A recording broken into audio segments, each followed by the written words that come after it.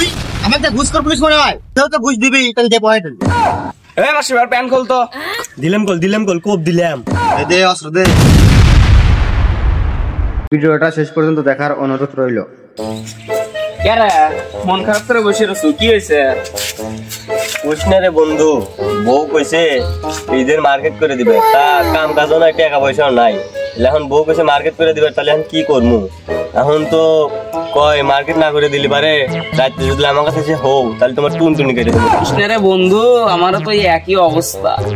আমার বউ কইছে যে এবার যদি ঈদে যদি শপিং না করে দেই তাহলে বাপের বাড়ি চলে যে করি ওই আমারও একই অবস্থা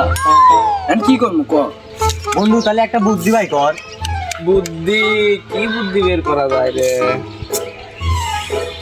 বুদ্ধি এখন পাচ্ছি রে কি বুদ্ধি এই বুদ্ধিটা যদি মনে হয় করবার পারি তাহলে মনে হয় ঈদের মার্কেটও আওয়া যাবো তারপর বিয়ার পরে টেহাও থাকবে বউ আর কোনো প্যারা দেবো না আর তোর টুনটুনিও কাটবে টুনটুনি কাটবে না তো হ্যাঁ তাহলে কি বুদ্ধি শোন বুদ্ধিটা হচ্ছে আমরা ডাকাতি হবো না এই কাম হওয়া যাবো না তুই কি পাগল হচ্ছি আচ্ছা যাও না হইলে বউয়ের কাছে যায় না রাখতে তাহলে টুনটুনি কেটে তখন বাড়ি তা তো ঠিকই গো সুরে কিন্তু আমরা তো কোনদিন ডাকাতি করি নাই কেবারে করবো আরে এ বুদ্ধি আমার কাছে আছে আমার এক জানাশোনা বড় ভাই আছে সিরাজগঞ্জের টপ ডাকাত মনে হয় দিনে বাগে মানুষের থেকে ব্যাগ কিছু কেড়ে নেই কেউ কিছুই করে পারে না ওর কাছে যাবো যা না ওর থেকে বুদ্ধি নেবো ভাই কিভাবে ডাকাতি করা লাগে চল লোক আসসালামু আলাইকুম ভাই ভালো আছেন ওয়ালাইকুম আসসালাম কি অবস্থা ছোট এতদিন পর আমার কাছে আসলাম তো ভাই একটু বিপদে পড়ে ভাই সামনে ঈদ কাজ কাম নাই টিয়া পয়সা নাই ও করতেছে যে মার্কেট করে দিলে ভাই এখন তো ভাই আমরা তো চিন্তা ভাবনা করছি যে ভাই ডাকাতি করবো ভাই এখন আপনার তো ভাই এই বিষয়ে দক্ষ আছেন ভাই আমার একটু শিখে দেন কে করে কি করা লাগে আরে এই ব্যাপার ছোট এতটুকুন বিষয় নিয়ে তুই আমার কাছে আসোস এটা তো সিম্পল ব্যাপার একটা কথা সবসময় মনে রাখবি ডাকাতি করতে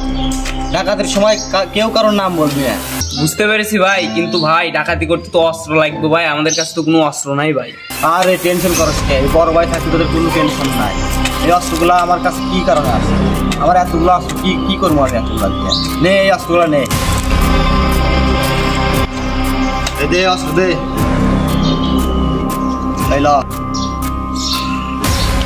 যা নতুন জীবন শুরু কর আর এই ভাইয়ের কথা মনে রাখিস আচ্ছা ভাই তাহলে থাকেন আসি আসসালামু আলাইকুম ওয়ালাইকুম আসসালাম শোন ভাই যা করলো তা তো মনে করতে শুনছো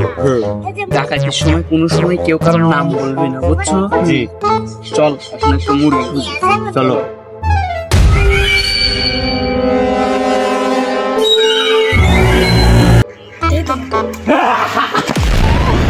তুই তো ভুল রাস্তায় চলে আসো তোর কাছে যা আছে দিয়ে দে আমার কাছে কিছু নাই দিলাম কল কোপ দিলাম এ মাসি আর প্যান খোল তো খুললাম না ভাই ব্যান বলেন না ব্যান ধরেন না আমি সব কিছু জানি অক্সার যা যা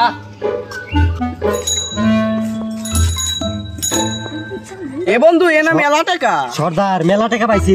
মার্কেটে টাকা আছে মার্কেটে টাকা গেছে চল এটিএম কার্ড আছে এটিএম কার্ড চল চল কি রে আসছ না কা